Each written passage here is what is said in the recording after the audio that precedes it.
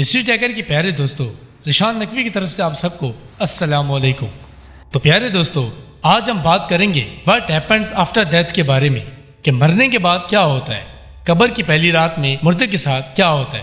دوستو جانتے ہیں اس ویڈیو میں، تو ویڈیو دیکھنے سے پہلے نئے آنے والے فرینڈ سے ریکویسٹ ہے کہ چینل سبسکرائب کریں اور ساتھ لگے بیل آئیکن کو پریس کر دیں۔ شکریہ۔ تو دوستو، کل نفس ذائقۃ الموت، کہ ہر شے کو موت کا ذائقہ چکھنا ہے۔ ایک طویل روایت ملتی ہے جس کا خلاصہ یہ ہے کہ رسول پاک صلی اللہ علیہ وآلہ وسلم نے ارشاد فرمایا کہ بے شک بندہ مومن دنیا سے انتقال کر جاتا ہے اور آخرت کا سفر ہوتا ہے تو اس کے پاس فرشتے نزول فرماتے ہیں جن کے چہرے حسن و جمیل اور سورج کی طرح روشن ہوتے ہیں۔ ان کے پاس جنتی کفن ہوتا ہے اور جنتی خوشبو ہوتی ہے۔ یہ فرشتے اس قدر ہوتے ہیں کہ جہاں تک اس کی نظر پہنچے فرشتے بیٹھے ہوئے نظر آتے ہیں اور اس سے گھیرے رہتے ہیں، اور حضرت ملک الموت تشریف لاتے ہیں اور اس کے سرہانے بیٹھ جاتے ہیں اور فرماتے ہیں اے پاکیزہ روح، اللہ کی خوشنودی اور مغفرت کی طرف چل۔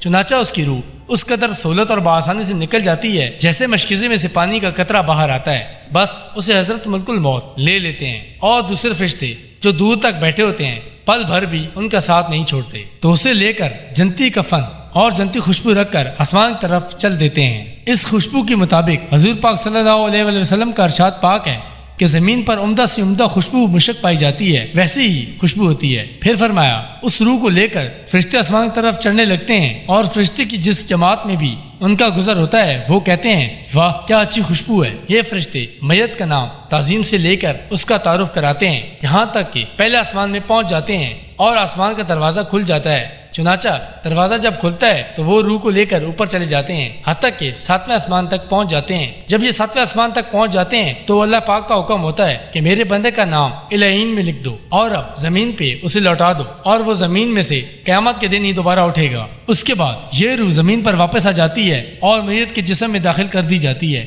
اس کے بعد 2 فرشتے اسے قبر میں بٹھا کر سوال کرتے ہیں تیرا رب کون ہے، تیرا دین کیا ہے، محمد رسول اللہ صلی اللہ علیہ وآلہ وسلم کون تھے۔ وہ ان کے صحیح جواب دیتا ہے تو فرشتے کہتے ہیں بے شک تو صحیح کہتا ہے۔ اس کے بعد اللہ کی طرف سے ندا آتی ہے میرے بندے کے لیے فرش بچھا دو، اس کو جنت کا لباس پہنا دو، اور اس پر جنت کا دروازہ کھلتے ہی خوشبو اور ہوا آتی ہے، اور قبر کو حد نظر تک کشادہ کیا جاتا ہے، اور میت کے اعمال ایک خوبصورت شخص کی صورت میں آتے ہیں اور میت سے اس کی رفاقت کا وعدہ کرتے ہیں اور خوشی کی بشارت دیتے ہیں۔ پیارے دوستو، اسی روایت میں یہ بھی درج ہے کہ کافر کی موت کے دوران سیاہ چہرے والے فرشتے آتے ہیں، اس کے ارد گرد بیٹھ جاتے ہیں اور اس کو تاحت نظر دکھائی دیتے ہیں، جس کے بعد ملک الموت میت کے سرانے بیٹھ جاتے ہیں اور فرماتے ہیں اے خبیث روح، اللہ کی ناراضگی اور غضب کی طرف چل۔ یہ سن کر روح خوف زدہ ہو جاتی ہے اور جسم میں ادھر ادھر دوڑنے لگتی ہے، مگر طرح طرح کی سختی سے اس کی روح جسم سے نکال لی جاتی ہے، اور وہ فرشتے اسی کی روح کو ٹاٹ میں لپیٹ لیتے ہیں۔ اس وقت اس کی روح سے جلے ہوئے مردار کی بدبو آتی ہے۔ فرشتے اسے لے کر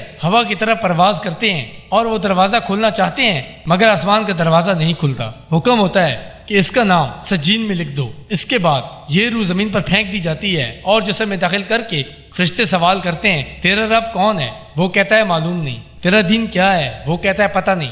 محمد رسول اللہ صلی اللہ علیہ وآلہ وسلم کون ہے، وہ تب بھی لا علمی کا اظہار کرتا ہے۔ تو اس وقت خدا کی طرف سے ندا آتی ہے میرے بندے نے جو کچھ کہا بالکل جھوٹ کہا، اس کے نیچے آگ کا بستر بچھا دو اور دوزخ کا ایک دروازہ کھول دو۔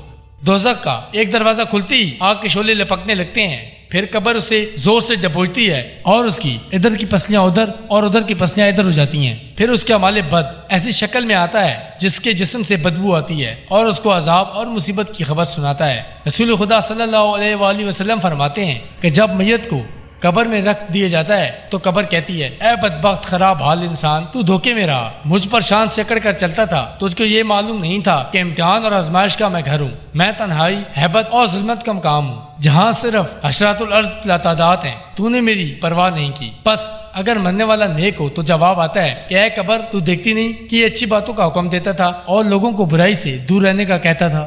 یہ سن کر قبر کہتی ہے کہ اچھا اگر یہ ایسا تھا تو میں بھی اس کے لیے گلزار بن جاتی ہوں، بس اس کا جسم نور کا بن جاتا ہے۔ اللہ پاک محمد و آل محمد کے صدقے ہمارے گناہ معاف فرما اور ہمیں سیدھے راہ پر چلنے کی توفیق عطا فرما، ہماری قبر کو روشن فرما، ہمیں قبر کے عذاب سے بچا۔ اے اللہ بے شک تو رحم کرنے والا ہے، ہم پہ رحم فرما، آمین یا رب العالمین۔ تو فرینڈز، یہ تھی ہماری آج کی ویڈیو۔ ایسی اسلامک اور ہسٹریکل ویڈیوز دیکھنے کے لیے ہمارے چینل کو لائک اور شیئر اور سبسکرائب کریں، ساتھ لگے بیل آئیکن کو پریس کرنا نہ بھولیں۔ ملتے ہیں نیکسٹ ویڈیو میں، تب تک کے لیے اللہ حافظ۔